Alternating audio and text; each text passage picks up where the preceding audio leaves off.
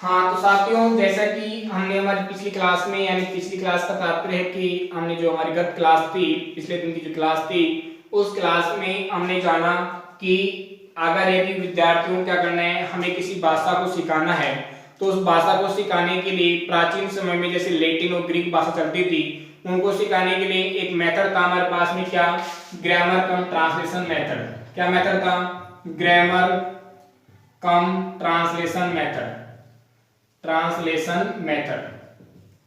और इस मेथड की विशेष बात क्या थी कि इस मेथड में पहले नियम फिर एग्जाम्पल प्रस्तुत किए जाते थे, फिर उसके बाद में ओरल इंटरेक्शन की, यानी मौखिक रूप से प्रतिक्रिया की अवस्था पड़ी। तो कह रहे कि नया मेथड आया हमारे सामने, क्या? Direct method. ये आपने कल पढ़ा था। तो डायरेक्ट मेथड में क्या है, पहले एग्जाम्पल, फिर आपको क्या दिए जाते हैं, नियम दिए जाते हैं। ग्रामर कम ट्रांसलेशन मेथड प्रारंभिक रूप से लैटिन और ग्रीक भाषा को पढ़ाने के लिए प्रयोग किया जा रहा था, जो कि बहुत हमारी प्राचीन भाषा थी, इसलिए ग्रामर कम ट्रांसलेशन मेथड का हमने दूसरा नाम क्या दिया? Classical method. क्लासिकल का मतलब जो प्राचीन है, प्राचीन है जो सबसे पहले उपयोग में लिया जाता था, ऐसा एक मेथड या तरीका या विधि।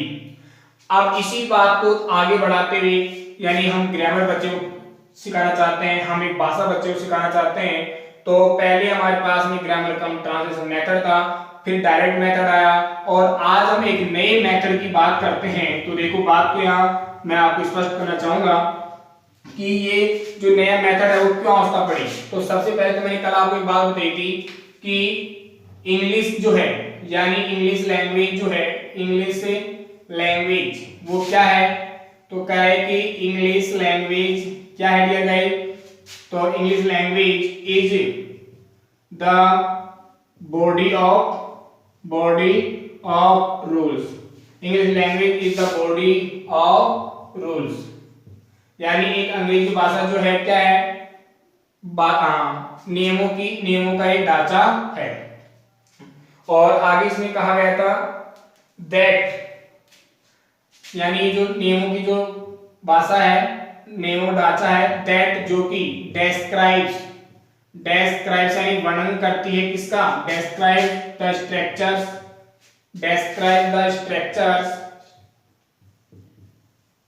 स्ट्रक्चर्स ऑफ वर्ड्स, फ्रेजेज,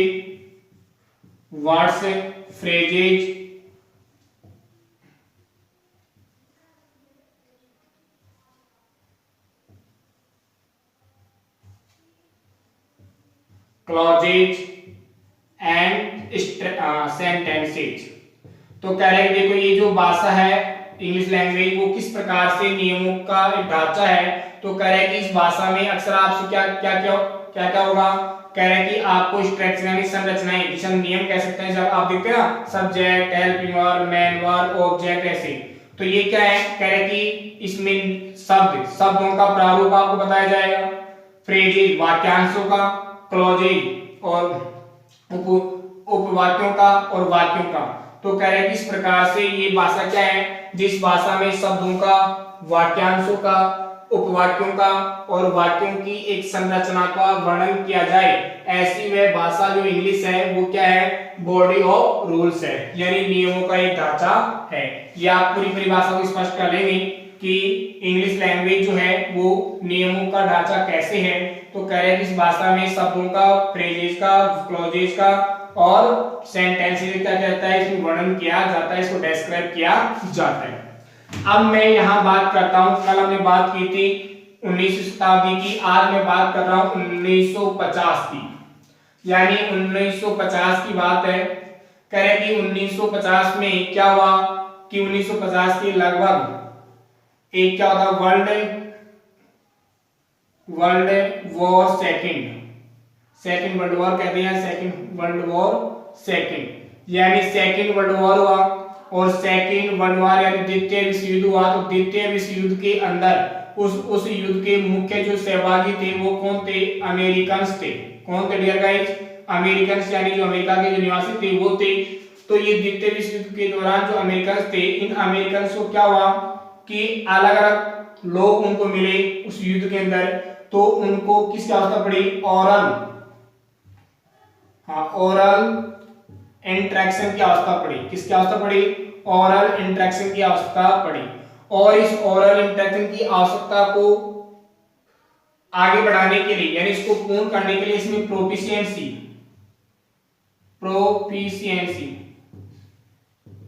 इसमें प्रोफिशिएंसी पाने के लिए प्रोफिशिएंसी तो प्रवीणता यानी जैसे मान लो कि द्वितीय विश्व युद्ध के दौरान अमेरिकन लोगों को किन्हीं व्यक्तियों से बात करनी होगी और बात करने के दौरान उन्हें कोई आपत्ति हुई होगी क्योंकि वो लोग इंग्लिश जानते थे जबकि अन्य जो लोग थे वो इंग्लिश नहीं जानते होंगे जो द्वितीय विश्व युद्ध में और शामिल थे अमेरिकी लोगों के अलावा।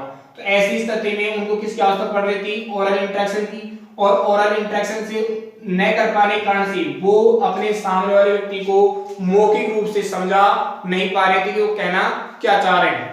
ऐसी स्थिति में इस ओरल इंटरेक्शन में प्रोफिशिएंसी प्रवीणता लाई जा सके यानी इसको सुदृढ़ बनाया जा सके ताकि दोबारा कभी अगर एक अमेरिकी व्यक्ति को किसी अन्य भाषा को जानने वाले व्यक्ति की किसी अन्य देश के किसी अन्य स्थान विशेष के व्यक्ति विशेष से बात करनी हो तो उसे किसी प्रकार की कोई आपत्ति नहीं हो।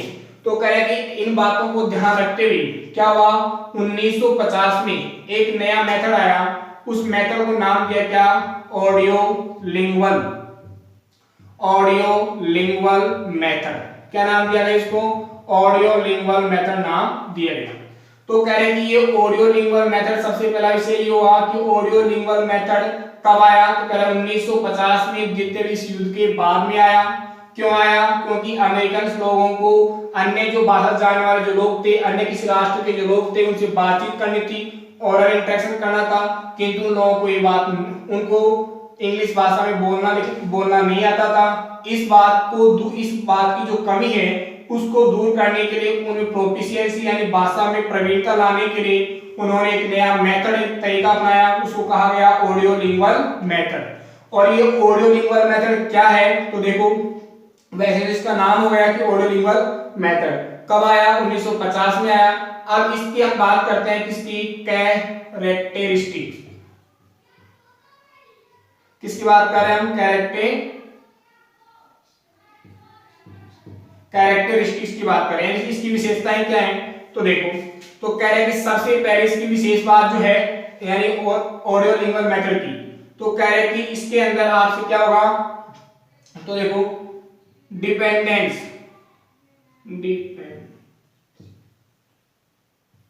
इसमें जो डिपेंडेंसी है वो किस पर होगी? मिमिक्री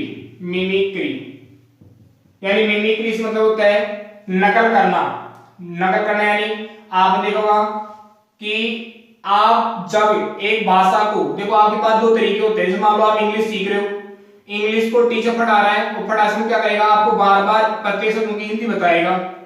तो वो तो क्या हो गया था? हमारे ग्रामर का हम ट्रांसलेशन मेथड हो गया था। किंतु अब ये ऑडियो लिंगुअल मेथड जो है एक तरह से हमारा डायरेक्ट मेथड ही है। मान के चलो क्या है? डायरेक्ट मेथड ही है। ठीक है, डायरेक्ट मेथड में और इसमें कोई खास अंतर नहीं है। तो इसको नाम दे दिया गया क्या? Audio lingual method. तो कह रहे कि ऑडियो लिंगुअल मेथड को इसमें क्या होगा? डिपेंडेंस या निर्भरता किस पर होती है? इसमें कह रहे कि मिमिक्री या फिर कहीं एंड मेमोराइजेशन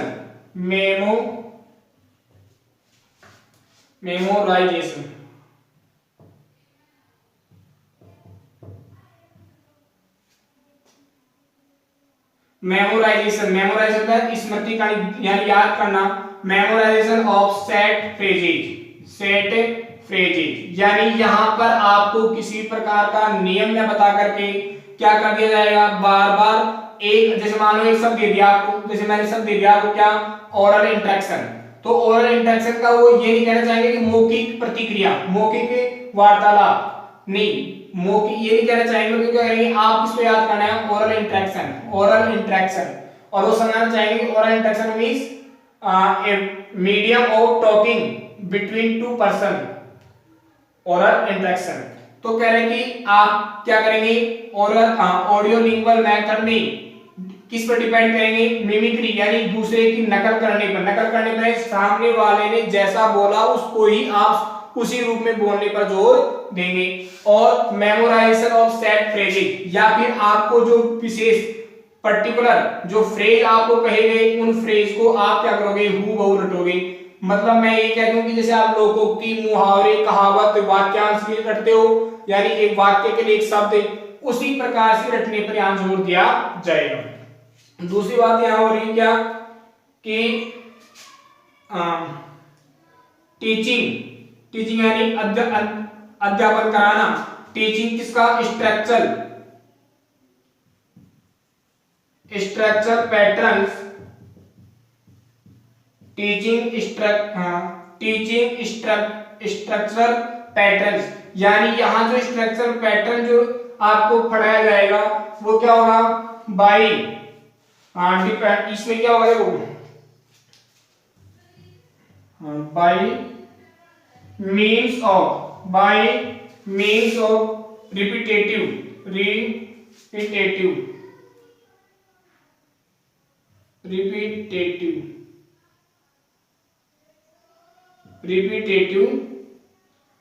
ड्रिल्स। तो यहां बात कर रहे हैं कि देखो सबसे पहली बात ऑडियो लिंगुअल मेथड में किस पर जोर दिया जाएगा, तो कह रहे हैं मिमिक्री यानी किसी व्यक्ति के द्वारा जो बोला गया उसको हूबहू अपनाना, या कोई जो फ्रेजेज जो है उनको रटना, याद करना।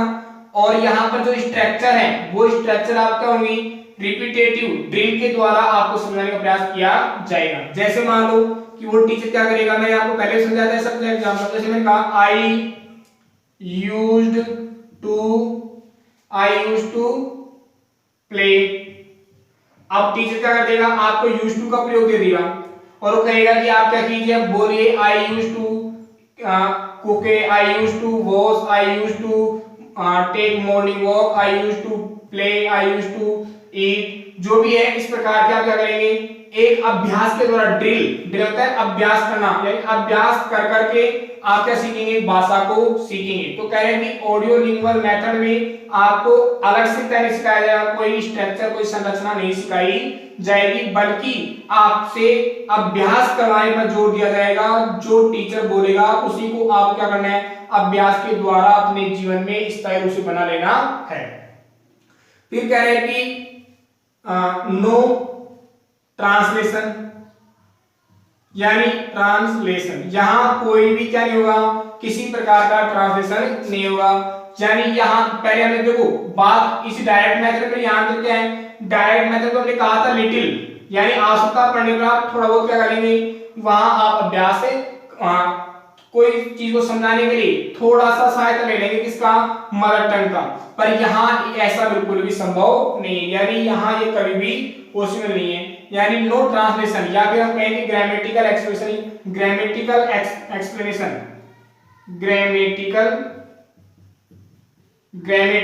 एक्सप्लेनेशन यहाँ बिल्कुल भी, यहाँ ग्रामेटिकल एक्सप्लेनेशन बिल्कुल भी नहीं होगा। यानी किसी प्रकार के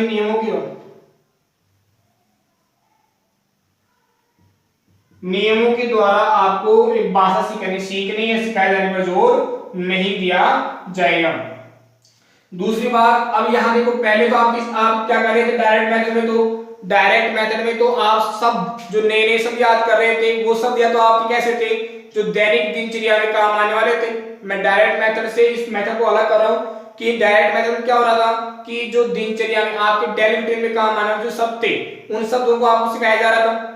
या फिर कोई शब्द अगर आपको सिखाया जा रहा था तो उसकी या तो तस्वीर दिखाई जा रही थी, कोई उसका विशेष पर्टिकुलर आकार दिखाया जा रहा था, या फिर कोई अमूर्त कोई जिसे हम कहते हैं कंक्रीट वोकैबुलरी और एब्स्ट्रैक्ट वोकैबुलरी जिसका कोई हम क्या जैसे पहाड़ है, अब मान लो कि उसको ला के बजा कमरे में लाकर नहीं दिखा सकते, या कमरे में मान लो कि उसकी कोई तस्वीर भी नहीं है, तो ऐसी स्थिति में हम उसको समझ नहीं पाएंगे। तो कह रहे हैं कि वहां हम क्या करेंगे कि आइडियाज के द्वारा, यानी शब्दों के द्वारा, विचारों के द्वारा उसको समझने का प्रयास करेंगे। पर यहां पर ऐसा नहीं होगा। यहां एक ही बात है कि आपको पर्टिकुलर कोई शब्द सिखाने पर जोर नहीं दिया जाएगा, बल्कि वो कहता है कि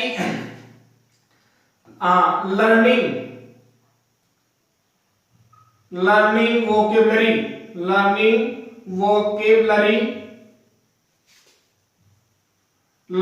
वोकेबलरी बाय कॉन्टेक्स्ट। कॉन्टेक्स्ट का मतलब है कि अलग से आपको कोई शब्द सिखाने पर जोर नहीं दिया जाएगा, बल्कि जैसे मान लो कि आप पढ़ रहे हो, पढ़ते समय ही आपको कोई शब्द सीखना है, तो पढ़ने के दौरान टीचर जो आपको कुछ पढ़ा रहा है या कोई बुक पढ़ा रहा है, कोई कहानी वगैरह कुछ पढ़ा रहा है, या फिर वो स्वयं अपनी तरफ से कोई चीज, कोई आर्टिकल, कोई कहानी, कोई लिखवा रहा है आपको, तो लिखवाते समय उस लेख के दौरान जो नए सब काम आएंगे वो उनको ही आपको याद करने पर जोर देगा। यानी आपको अलग से ऐसे नहीं कि 5 स्पेलिंग दे दिया बेटे इनको याद करके लाना कल, ऐसा नहीं होगा, बल्कि वो क्या करेगा, जैसे आपको आज सिखा रहा है क्या, लॉयन एंड माउस की कहानी सिखा रहा है, तो लॉयन एंड माउस के कहानी बताने के दौरान टीचर के साथ में जितनी स्पेलिंग का काम आएगा, यूज होगा, यानी उस कहानी में जितनी नए नए शब्दों का यूज होगा, केवल टीचर उन्हीं शब्दों को सिखाने पर जोर देगा, तो वो कहलाता है क्या, ऑडियो लिंगुअल मेथड। जैसे मैं ये कह सकता हूं कि आज हमें अगर गाजर की सब्जी बनानी है, तो गाजर की सब्जी बनाने के लिए जो जो चीजें चाहिए बस उन्हीं को आज मेरे सामने, उन्हीं मसालों को मेरे सामने ला के रख दो ताकि उनका यूज करके इस सब्जी को बना सकूं। ऐसा नहीं है कि भाई आपको सब्जी बनानी सीखनी है तो आप गाजर कैसे बनाते हैं, मूली कैसे बनाते हैं, बैंगन कैसे बनाते हैं, या अलग अलग प्रकार की सब्जियां हैं उन सबको सीख लो, नहीं। तो यहाँ पर ऐसा नहीं होगा, यहाँ पर जो आवश्यक होगा बस वही आपको बताया जाएगा। दूसरी बात कह रहे हैं कि आपको ऑडियो लिंगुअल मेथड के लिए दूसरी बात क्या करना है, यूज ऑफ यानी आपको क्या करना है, यूज ऑफ टेप्स यानी जो रेडियो वगैरह होते हैं ना इस प्रकार के, और क्या, विजुअल एड्स। विजुअल यानी आप बच्चों को क्या कर सकें, दिखा करके, कोई तस्वीर दिखा करके रख सकें, कोई सहायक सामग्री मान लो उनको, अभी आप बीएससी कर रहे हैं तो आपको टीचर कहते होंगे या आपके टीचर्स ने कहा होगा कि आप बना कर ले जाएंगे कोई तस्वीर वगैरह, प्रस्तावना वगैरह दोनों, तो उन सब कहते हैं विजुअल एड्स कहते हैं, ठीक है। तो यहाँ पर आप ध्यान रखेंगे, मैं रिपीट करता हूँ दोबारा से कि ऑडियो लिंगुअल मेथड काफी हद तक किसके समान है, डायरेक्ट मेथड के समान है, पर फिर भी इसमें अलग बातें क्या है कि यहाँ पर किसी प्रकार के बिल्कुल भी नियम नहीं बताए जाएंगे, वहां नियम बताए तो जा रहे थे, यानी चाहे उदाहरण जैसे मान लो कि वहां क्या था कि आपको पहले एग्जांपल दे दिया गया, फिर उसके बाद में आपको क्या दिया जाएगा, नियम दिया जाएगा, पर यहाँ ऐसा बिल्कुल भी नहीं होगा, यानी एग्जांपल और नियमों की तो बात ही नहीं होगी ऑडियो लिंगुअल मेथड में। यहाँ तो क्या होगा कि टीचर ने जो बोला उसको सेम टू सेम आपको क्या करना है, रटना है बिना समझे। यानी जैसे आप देखते हो पहले दूसरी क्लास में बच्चे होते हैं, क्योंकि यहाँ बात किसकी हो रही है, प्रथम स्तर के बच्चों की हो रही है, तो उन बच्चों को बिना कुछ भी समझाए, जैसा कि आपने बच्चों को सुना होगा कहते हुए कि आपने पूछा बच्चों से कि बेटे इसका मतलब क्या होता है, पापा जी मुझे तो ये नहीं पता, मम्मी जी मुझे नहीं पता, फिर तेरे को याद कैसे किया, मैम ने कहा है कि मैंने जैसा कहा तू तो बस उतना याद करने पर ध्यान दे, तो उसे कहते हैं मिमिक्री करना या मेमोराइजेशन ऑफ सेट फ्रेजेस। तो यानी ऑडियो लिंगुअल मेथड में क्या होता है, किसी की सेम टू सेम नकल करना, या फिर उसके द्वारा बताए गए जो फ्रेज हैं, वाक्यांश हैं, उनको हूबहू क्या करना, रखना। दूसरी बात, अगर यहाँ किसी प्रकार की कोई संरचना समझाई जाएगी, जिसमें आपको कहा भी आई यूज्ड टू प्ले, तो कह कोई संरचना समझाई जाएगी तो उस संरचना के लिए पर्टिकुलर आपको नियम नहीं बताए जाएंगे, ये नहीं कि वहां यूज्ड टू का नियम बताया जाएगा, नहीं, वहां सिर्फ आपको अभ्यास के दौरान यानी रिपीटेटिव ड्रिल्स, बार बार वही चीज आपको क्या जाएगी जो दोहराने के लिए कही जाएगी, और उस बार बार उस चीज को दोहरा जैसे कहते हैं साइकिल, जैसे साइकिल चलाना सीखना मान लो, तो साइकिल चलाना सीखने के लिए आपको नियम नहीं बताए जाएंगे, बल्कि सीधे साइकिल दी जाएगी, और साइकिल पर आपको उस समय सीखने के दौरान क्या करना है, अभ्यास करना है। गिरे तो आप सीख जाएंगे मैं गिरा, क्यों गिरा, तेज चलानी है, कैसे चलानी है, कुछ भी करना है, यानी जैसे जहां जहां गलतियां होंगी उन गलतियों को आप सेकंड टाइम रिपीट नहीं करेंगे। इसे कहते हैं क्या, रिपीटेटिव ड्रिल्स, यानी बार बार एक चीज को दोहराते हुए अभ्यास के द्वारा सीखना। ये किसकी विशेषता है, ऑडियो लिंगुअल मेथड की।